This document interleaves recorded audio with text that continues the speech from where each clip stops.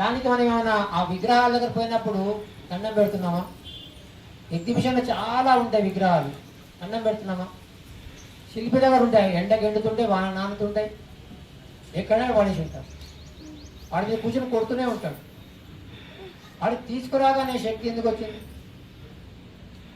Mobile షాప్కి వెళ్తారు మీరు, ఆ ఫోన్లన్నీ ఏమైనా ఉపయోగం అమ్మ అట్లనే ఉంటే షోకేస్తుంటే పనిచేస్తాయా ఏమన్నా?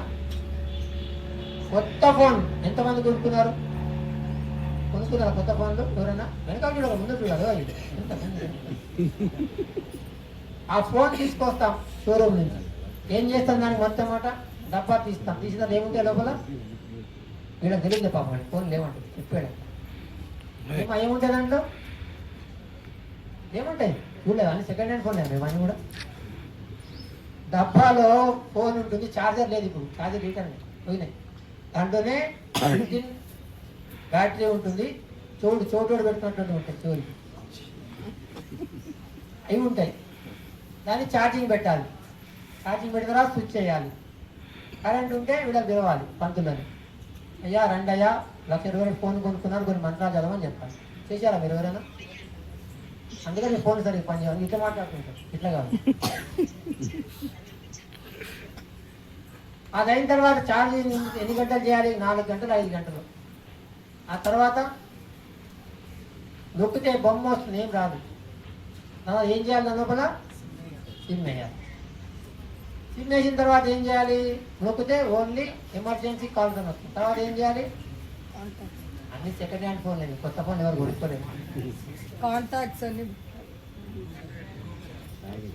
కస్టమర్ కేర్ సెంటర్ యాక్టివేషన్ చేయాలి. ఆ తర్వాత టాపర్ డబ్బులు ఉంటే దాంట్లో సారీ దునియా ముట్టింది, అంతే కదా. అంత పని ఇక్కడ చేశాం మనం, విగ్రహాలు ప్రతిష్టప్పుడు కానీ శిఖరాలు ప్రతిష్టప్పుడు కానీ. తీసుకొని వచ్చిన తర్వాత వాడికి ఛార్జింగ్ చేశాం, ఊరికేనే కాదు, మంత్రాల ద్వారా ఛార్జింగ్. ఎన్ని రోజులు? 3 రోజులు, 5 రోజులు. పంచానిక దీక్ష అన్నారు, 5 రోజులు. ఎన్ని మంత్రాలు, అద్భుతంగా. ఆ తర్వాత విగ్రహాలు పెట్టే ముందు రోజు సుముహూర్తానికి యంత్రం పెడతాం, అదే సిమ్ కార్డ్. మీ సిమ్ కార్డు పేర్లు ఉండవు, గీతలు ఉంటాయి, కానీ ఇక్కడ పెట్టేదాని ప్రతి ఒక్క దేవతామూర్తుల యొక్క బీజాక్షరాలు ఉంటాయి దాంట్లో, వాటికి కూడా ఛార్జింగ్ రోజు. అదైన తర్వాత విగ్రహాలు కూర్చొని పెడతాం, తర్వాత నేత్రోన్మీలన చేస్తారు, అదే ప్రాణ ప్రతిష్ట. ఆ తర్వాత మొత్తం శక్తి ఇక్కడ ఉంది. అందుకనే యాగశాలకు కానీ కలశాల దగ్గరికి అందరు రావద్దంటారు.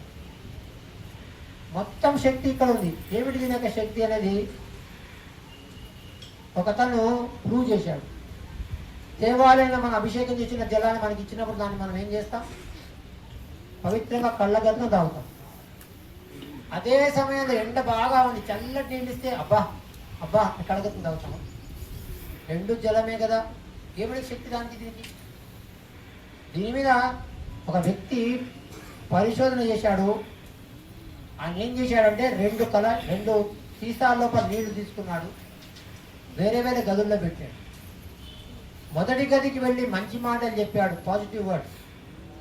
నువ్వు చల్లదనాన్ని ఇస్తావు, వేడిని తగ్గిస్తావు, దాహాన్ని తీరుస్తావు, నువ్వు లేకుండా ఈ సృష్టిలో ఏ జీవి బతకలేదు. అంతే. 2వ గదికి వెళ్ళాడు, ఆ నీళ్ళకి తిట్టాడు. ఏమని? మన తుఫాన్ వచ్చింది, ఏమైనాయి? పొలాలు పాడు చేసావు, చెట్లను పాడేస్తావు, స్తంభాలు పాడు చేస్తావు, పడేస్తావు, ఇట్లా నెగిటివ్ వర్డ్స్. ఆ తర్వాత 2 నీళ్ళని గట్టి చేశాడు, సాలిడిఫికేషన్ అంటారు ఆంగ్లంలో. దాని యొక్క కణాల యొక్క ఆకారాలు చూశాడు మైక్రోస్కోప్లో, మాలిక్యులర్ స్ట్రక్చర్. ఆశ్చర్యం ఏమిటంటే ఏ నీళ్ళకి కొన్ని మంచి మాటలు చెప్పాడు, పాజిటివ్ వర్డ్స్, దాని యొక్క కణాల యొక్క ఆకారాలు అద్భుతంగా మీరు ముగ్గులు వేస్తారు అట్లా వచ్చినాయి. ఏ నీళ్ళకి చెడు మాటలు చెప్పాడో, నెగిటివ్ వర్డ్స్, వాటికి ఆకారాలు లేకుండా అయిపోయి. కొన్ని నీళ్ళకి కొన్ని మంచి మాటలు చెప్తే ఈ నీళ్ళకన్నా శక్తి వస్తే మరి ఎన్ని మంత్రాల ద్వారా చేస్తారు అభిషేకము, లోపల ఎంత శక్తి రావాలి ఆ నీళ్ళకి ఆలోచించి.